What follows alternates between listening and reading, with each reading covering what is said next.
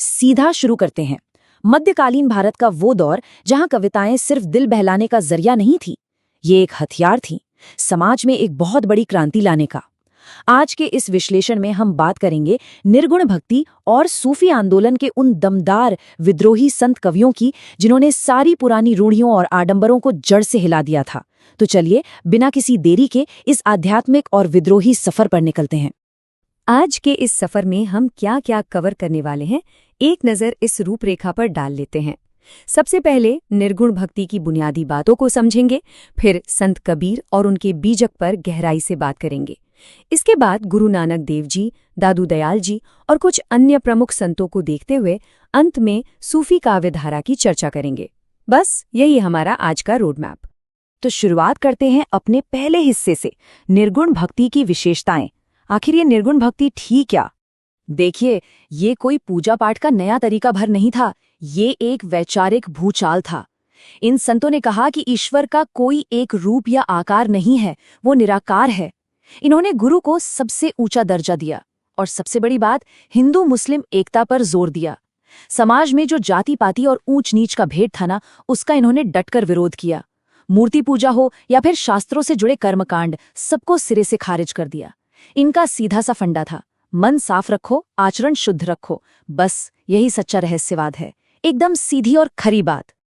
अब इसी विचार को आगे बढ़ाते हुए हम अपने दूसरे सेक्शन पर आते हैं, जो है कबीर और बीजक। चलिए इस आंदोलन के सबसे बड़े क्रांतिकारी चेहरे से मिलते हैं। मसी कागद छुयो नहीं, कलम गही नहीं हाथ। इसका मतलब समझते हैं? कबीरदास जी खुद कह रहे हैं कि भाई मैंने कभी स्याही, कागज या कलम को हाथ तक नहीं लगाया, मैं पढ़ा लिखा नहीं हूं। लेकिन जरा सोचिए, जो इंसान बिल्कुल पढ़ा लिखा नहीं था, उसे आचार्य हजारी प्रसाद द्विवेदी जैसे दिग्गज विद्वान ने वाणी का डिक्टेटर कह दिया। ये इतिहास का एक बहुत ही अद्भुत विरोधाभास है ना? अब कबीर सिर्फ अपने विचारों से ही बागी नहीं थे, उनकी भाषा भी किसी नियम को नहीं मानती थी। और हाँ, क्या आपको पता है कि उनका जीवन काल पूरे 120 साल का माना जाता है। वो शासक सिकंदर लोधी के समकालीन थे।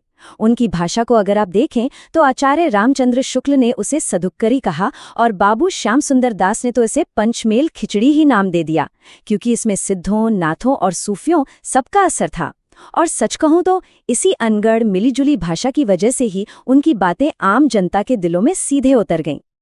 अब बात करते हैं उनके काम की।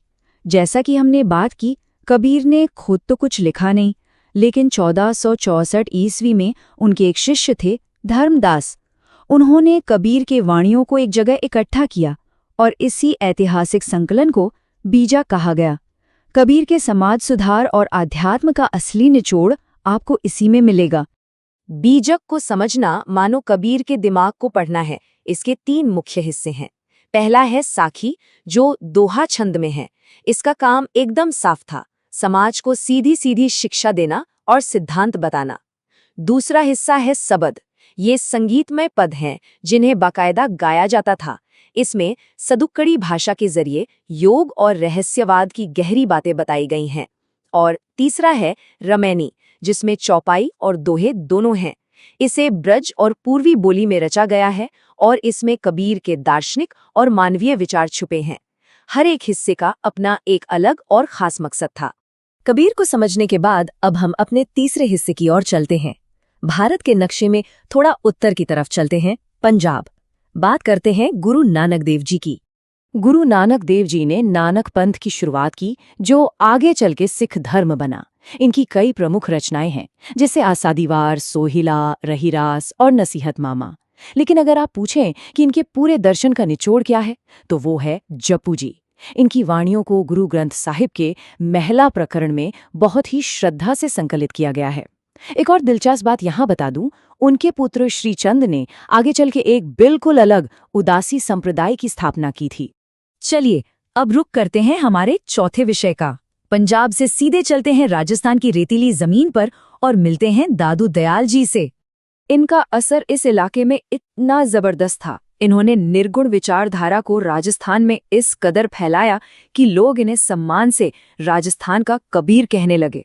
दादू दयाल जी ने जिस दादू पंथ की नींव रखी, जिसे पहले ब्रह्म या पर ब्रह्म संप्रदाय भी कहते थे, वो बहुत ही सलीके से काम करता था। उनका मुख्य केंद्र जयपुर के पास नरेना में है। इनके जो सत्संग की जगह होती थी ना, उसे अलख दरीबा कहा जाता था। और इनका नारा एकदम स्पष्ट था, दादूराम सत्यराम। कबीर की तरह ही इन्होंने भी अपनी बात कहने के लिए वहां की आम ढूंढाड़ी भाषा का इस्तेमाल किया, और बाद में उनके शिष्यों ने उनकी वाणियों को हरडेवाणी और अंगवधू के नाम से संकलित कर दिया। अब आते हैं अपने 5वें सेक्शन पर। देखिए, कबीर, नानक और दादू दयाल तो इस आंदोलन के बड़े चेहरे थे ही, लेकिन उनके साथ साथ कुछ और भी कमाल के संत थे जिन्होंने इस आग को बुझने नहीं दिया। अब जरा यहाँ ध्यान दीजिएगा, क्योंकि ये बहुत दिलचस्प है। हम बात कर रहे हैं दादू दयाल के शिष्य सुंदरदास जी की। ये एक बहुत बड़ा अपवाद है इस पूरी परंपरा में। जहां एक तरफ कबीर जैसे संत अशिक्षित थे, वहीं सुंदरदास जी इन सब में सबसे ज्यादा पढ़े लिखे थे। उन्होंने अनगढ़ भाषा नहीं, बल्कि एकदम शुद्ध और परिष्कृत ब्रज भाषा का इस्तेमाल किया। और सबसे मजेदार बात, इतने पढ़े लिखे होने के बावजूद वो श्रृंगार रस यानी रोमांटिक कविताओं के एकदम कट्टर विरोधी थे। है ना अजीब बात? और सिर्फ सुंदरदास जी ही नहीं, इस लिस्ट में कई और नाम हैं। मलूकदास ने ज्ञानबोध जैसी कमाल की रचना लिखी। हरिदास निरंजनी ने नाथ और संत पंथ को जोड़कर निराला पंथ बना दिया। रजब जी ने तो दादू जी की वाणियों का अंगवधू के रूप में संकलन किया। फिर गुरु अर्जुन देव जी हैं, जिनकी सुखमनी और 52 अक्षरी बहुत प्रसिद्ध हैं।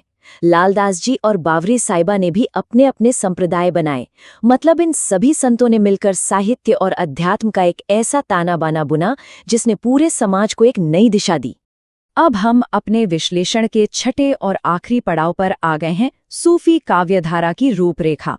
जिस वक्त भारत में निर्गुण भक्ति अपने चरम पर थी, ठीक उसी वक्त इस्लामी सूफी परंपरा भी अपना जादू बिखेर रही थी। सूफीवाद को अगर समझना है तो इसकी 2 मुख्य शाखाओं को देखिए, शरा और बेशरा। शरा वो थे जो कुरान और इस्लामी कानूनों का एकदम सख्ती से पालन करते थे, लेकिन बेशरा ये एकदम मस्त मौला फकीर थे।